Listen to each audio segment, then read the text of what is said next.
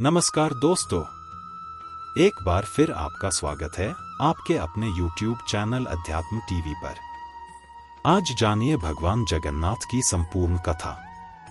कहा जाता है कि भगवान श्री कृष्ण ने जब अपनी देह छोड़ी और उनका जब अंतिम संस्कार किया गया और जब उनका पूरा शरीर पंच तत्वों मिल गई, लेकिन उनका हृदय नहीं नष्ट हुआ और बिल्कुल एक जिंदे इंसान की तरफ धड़क रहा था और बिल्कुल ही सुरक्षित था।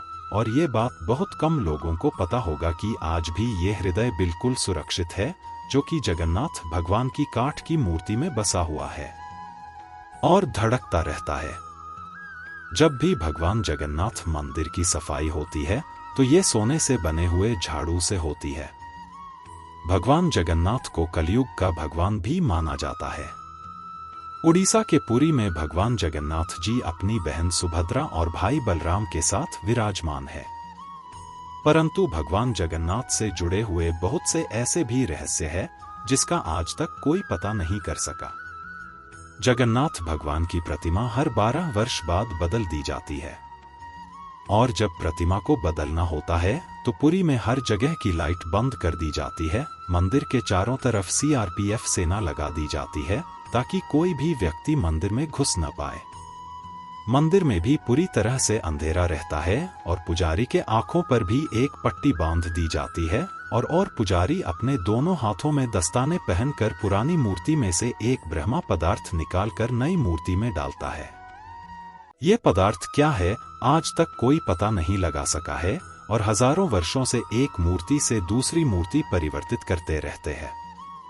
यह एक ऐसा अलौकिक पदार्थ है जिसको छूने पर इंसान का पूरा शरीर भस्म हो जाता है। माना जाता है कि इसका संबंध भगवान श्री कृष्ण से है। जब जगन्नाथ भगवान की प्रतिमा बदली जाती है तो उसके साथ साथ मंदिर के हर प्रतिमा को बदल दिया जाता है। प्रतिमा तभी बदला जाता है कि जब आषाढ़ के 2 महीने आते हैं। वैसे ऐसा 12 से 14 सालों में एक बार होता है। जब ऐसा होता है तो इसे नवकलेवर कहते हैं। लेकिन आज तक कोई भी पुजारी ये नहीं बता पाया कि वो पदार्थ क्या है जिसे एक मूर्ति से दूसरी मूर्ति में डाली जाती है। जिन पुजारियों ने उस पदार्थ को हाथ लगाया है उनका कहना है कि यह खरगोश की तरह उछलता रहता है। और आज भी हर साल जगन्नाथ यात्रा का पहले वहां का राजा स्वयं अपने हाथों से झाड़ू लगाता है। और इस मंदिर की एक खास बात यह भी है कि जैसे ही हम मंदिर के सिंह द्वार से पहला कदम अंदर रखते हैं तो समुद्र के लहरों की आवाजें सुनाई देने बंद हो जाती है, जबकि जैसे ही मंदिर से एक कदम बाहर रखेंगे समुद्र के लहरों की आवाजें तेजी से कानों में सुनाई देने लगती है। अक्सर मंदिरों के ऊपर पक्षी बैठे हुए दिखाई देते हैं, परंतु जगन्नाथ मंदिर के ऊपर से कोई भी गुजरता हुआ नहीं दिखाई देता और मंदिर पर लगा हुआ झंडा हमेशा हवा के विपरीत दिशा में लहरता है। और पूरे दिन किसी भी समय भगवान जगन्नाथ मंदिर के मुख्य शिखर की परछाई नहीं बनती है।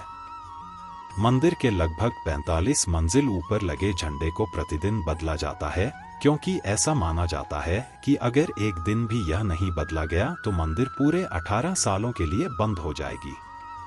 और मंदिर के शिखर पर एक सुदर्शन चक्र लगी हुई है जिसको हर दिशा से देखने पर उसका मुख आपकी तरफ भी दिखेगा। मंदिर के प्रसाद जब बनता है तो उसको पकाने के लिए एक के ऊपर एक बर्तन रखा जाता है और नीचे लकड़ी की आग लगाई जाती है और सबसे ऊपर रखे हुए बर्तन का प्रसाद सबसे पहले पकता है।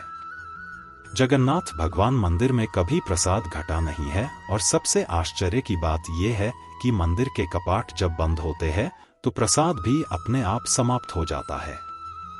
देश के पूर्वी छोर पर बंगाल की खाड़ी के किनारे बसा पुरी आस्था और पर्यटन का संगम है, जो ओडिशा की राजधानी भुवनेश्वर से 60 किमी की दूरी पर स्थित है। पुरी को देश के 4 धामों में से एक माना जाता है। स्थानीय मान्यता है कि कई वर्ष पूर्व नीलांचल पर्वत पर स्वयं भगवान नीलमाधव जगन्नाथ निवास करते थे। एक दिन राजा इंद्रद्युम्न को रात में भगवान विष्णु ने उनको सपने में दर्शन देकर कहा कि नीलांचल पर्वत की एक गुफा के अंदर मेरी एक प्रतिमा है जिसे नीलमाधव कहते हैं। प्रभु बोले, तुम एक मंदिर बनवाओ और उसमें मेरी यह मूर्ति स्थापित कर दो।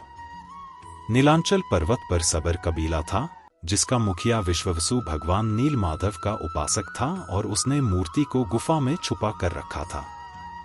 वह गुफा में उसकी पूजा करता था। राजा इंद्रद्युम्न ने अपने सेवक ब्राह्मण विद्यापति को मूर्ति लाने का कार्य सौंपा। विद्यापति ने मुखिया विश्ववसु की पुत्री से विवाह कर लिया। कुछ दिनों के बाद विद्यापति ने अपने ससुर विश्ववसु से भगवान नीलमाधव के दर्शन करने की इच्छा व्यक्त की। पहले तो विश्ववसु ने मना कर दिया, परंतु बाद में बेटी की जिद के कारण हाँ कर दी। विश्ववसु विद्यापति की आंख पर पट्टी बांधकर भगवान नीलमाधव के दर्शन कराने ले गया।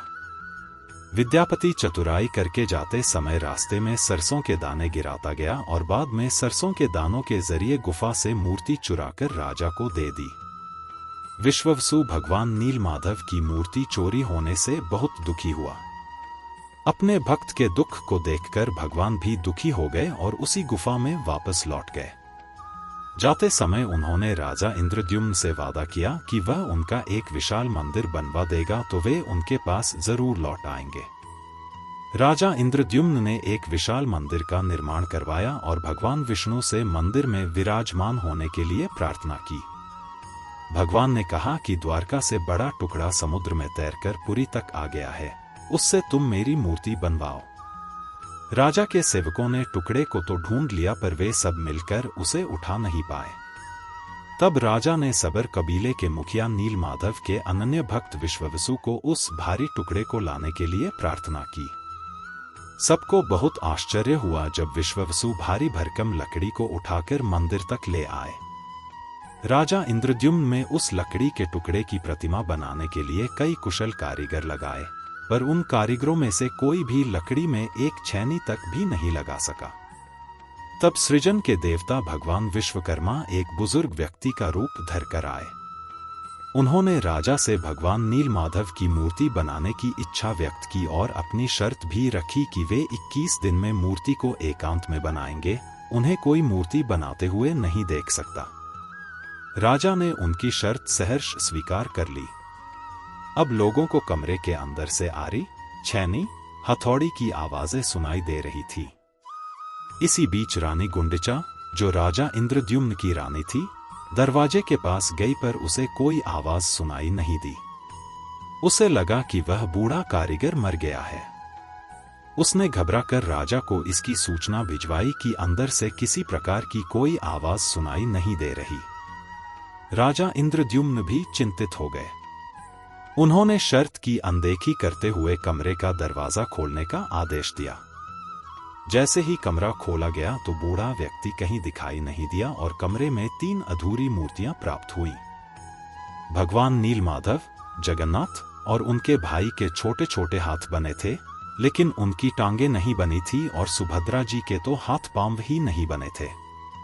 भगवान जगन्नाथ ने उन्हें स्वप्न में दर्शन देकर कहा कि वे अब से काष्ठ की मूर्ति में ही प्रकट होकर भक्तों को दर्शन दिया करेंगे। राजा इंद्रद्युम्न ने इसे भगवान जगन्नाथ की इच्छा मानकर इन अपूर्व प्रतिमाओं को मंदिर में स्थापित कर दिया। इस प्रकार तब से भगवान जगन्नाथ और उनके भाई बहन इसी रूप में भक्तों को दर्शन दे रहे हैं। अगर आज का वीडियो अच्छा लगा हो तो प्लीज चैनल को लाइक, शेयर और सब्सक्राइब करें।